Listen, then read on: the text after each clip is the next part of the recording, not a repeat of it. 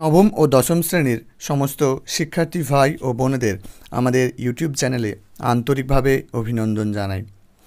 আমরা আজকে তোমাদের জন্য একটি অতি গুরুত্বপূর্ণ রিপোর্ট রাইটিং নিয়ে হাজির হয়েছি। তোমাদের এই রিপোর্ট রাইটিংটা অনেক গুরুত্বপূর্ণ একটা রিপোর্ট রাইটিং। তোমরা এই রিপোর্ট রাইটিংটা ভালো করে পড়ে রাখবে, যাতে তোমাদের ভবিষ্যতে এই বিষয়টা নিয়ে রিপোর্ট লিখতে অনেক হেল্প হয়। রিপোর্ট রাইটিংটা এরকম: write a news paper report on ongoing corona virus pandemic. অর্থাৎ এই যে করোনা ভাইরাস যে প্যান্ডেমিক চলছে, এই প্যান্ডেমিকটা নিয়ে একটা তোমাকে রিপোর্ট রাইটিং লিখতে বলতে পারে। আমি একটু তোমাদের জন্য একটা স্যাম্পল আনসার নিয়ে এসেছি। তোমরা তোমাদের পয়েন্ট যেভাবে দেবে, 9-10-এ তোমাদের পরীক্ষাতে আসলে পয়েন্ট যেভাবে দেবে, তোমরা সেই পয়েন্টটাকে বেশ করে কিন্তু লিখবে। এবং আমরা তোমাদের জন্য একটা ভালো ফরম্যাটে তোমাদেরকে দিয়েছি, যাতে তোমরা অনেক কিছু এখান থেকে লিখতে পারো। অনেক সেন্টেন্স তোমরা নিজে থেকে এখান থেকে লিখতে পারছো, শুধু ডাটাগুলো তোমাদেরকে চেঞ্জ করতে হবে। আর আরেকটা বিষয় হচ্ছে যে তোমরা তোমাদের পয়েন্ট অনুযায়ী দেখে দেখে যেভাবে লেখা যায় তোমরা সেভাবে লিখবে। আমরা ওয়ার্ল্ডের সিচুয়েশানটাকে একটু হাইলাইট করেছি এবং তারপর আমরা ইন্ডিয়ার সিচুয়েশানটাকে হাইলাইট করেছি। তোমাদেরকে শুধুমাত্র ওয়েস্ট বেঙ্গলের সিচুয়েশান দিয়েও দিতে পারে। সো তোমাদের পয়েন্টটা ওপর ডিপেন্ড করবে, আউটলাইনটা কী দেবে তার উপর তোমাদের কিন্তু ডিপেন্ড করবে যে তোমরা কী কী কথাগুলো লিখবে। সো তোমরা দেখে নাও, তোমাদের একটা আইডিয়া হয়ে যাবে।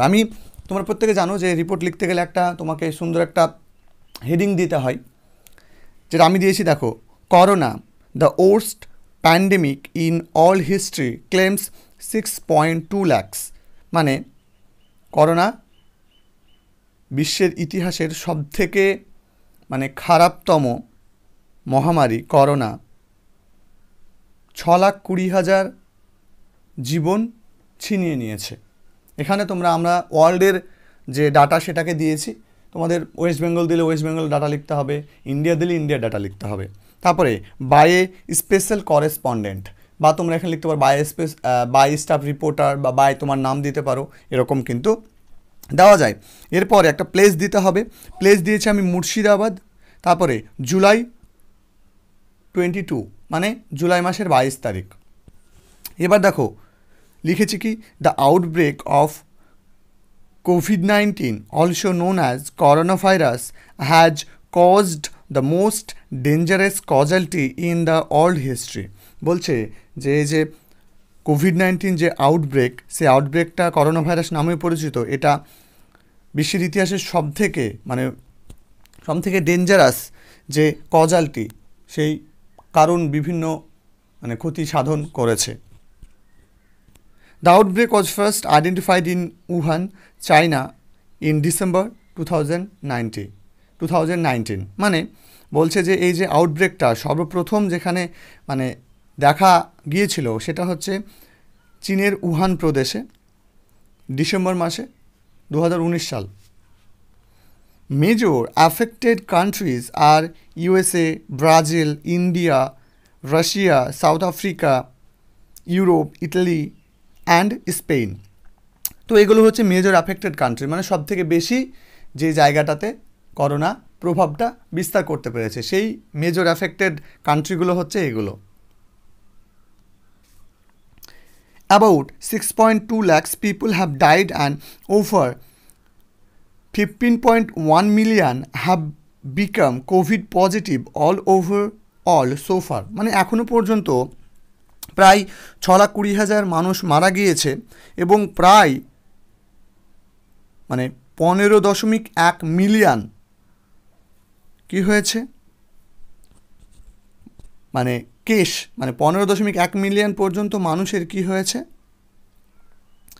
10 লাখ মানে হচ্ছে 1 মিলিয়ন। তো এখানে 15.1 মানে প্রায় 1.5 কোটি মতো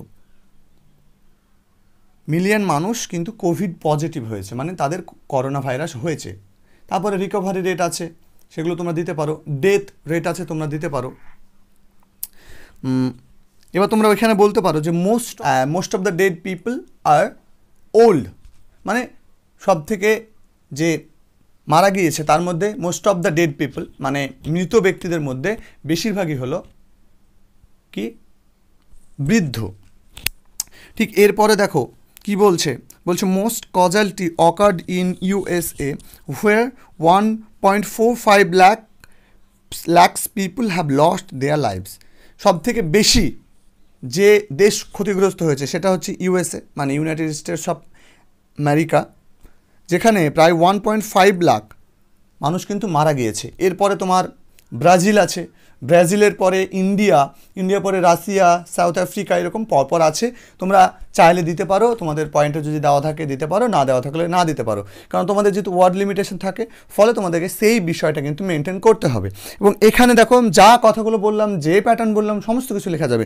জাস্ট তোমাদেরকে এই যে তোমাদের যদি পয়েন্টে নাও দেওয়া থাকে, তবুও তোমরা এই যে কথাটা কিন্তু লিখতে পারো। এই যে প্রথম পয়েন্টটা তোমরা কিন্তু লিখতেই পারো, যে কোনো তোমাদের ওয়েস্ট বেঙ্গলের জন্য দেখ বা ইন্ডিয়ার জন্য দেখ, যাই দেখ না কোনো করোনা ভাইরাস নিয়ে কোনো রিপোর্ট দিলে তোমরা কিন্তু এই কথাটা লিখতেই পারো।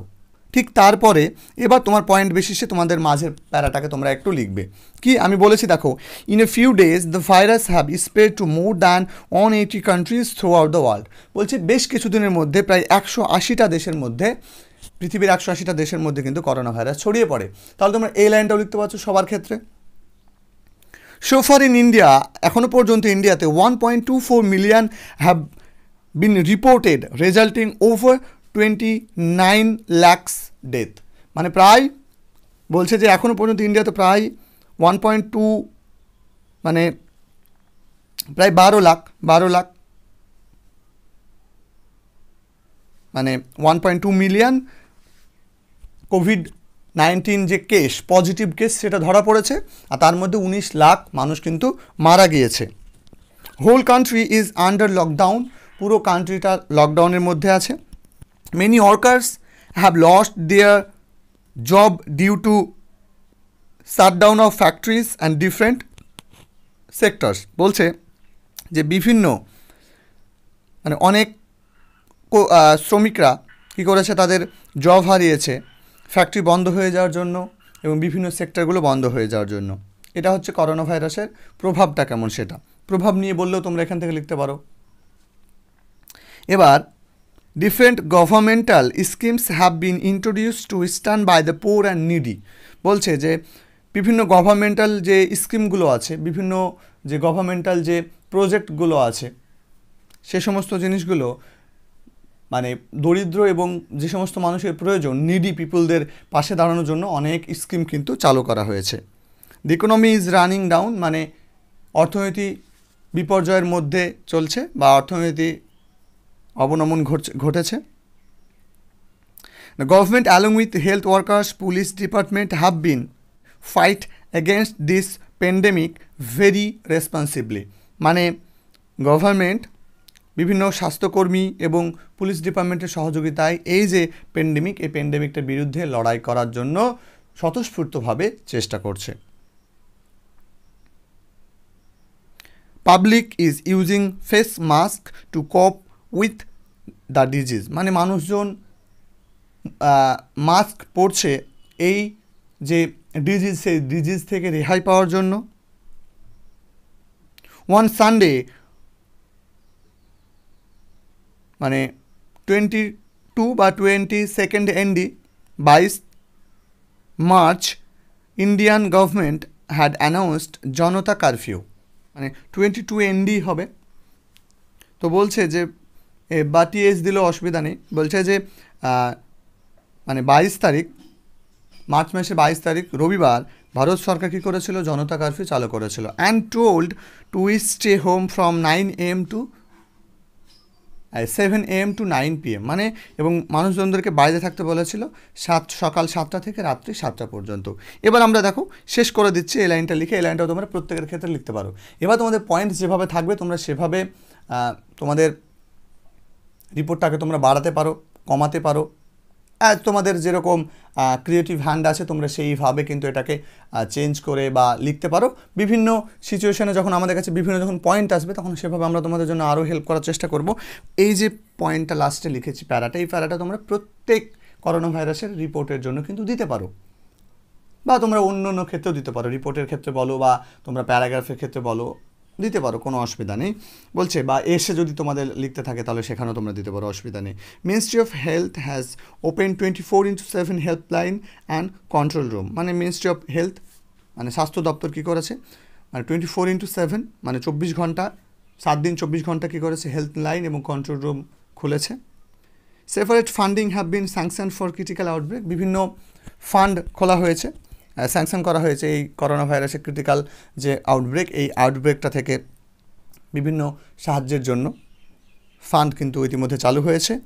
Isolation wards have been set up in hospitals, আর হসপিটালে কিন্তু আইসোলেশন যে ওয়ার্ড সেগুলো কিন্তু করা হয়েছে, বিভিন্ন হসপিটালে করা হয়েছে। এবার তুমি লিখতে গেলে তোমার কিন্তু অনেক বড় হয়ে যাবে। আমরা তোমাদের অড লিমিটেশনের কথা চিন্তা করে আমরা এটাকে একটু ছোট করে তোমাদের জন্য লিখেছি।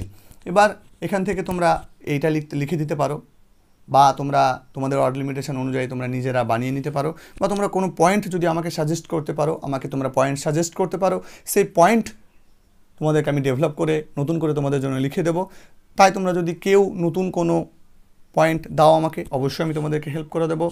দেখা হবে পরবর্তী ভিডিওতে, ততক্ষণ পর্যন্ত সুস্থ থাকবে, সুন্দর থাকবে। ধন্যবাদ।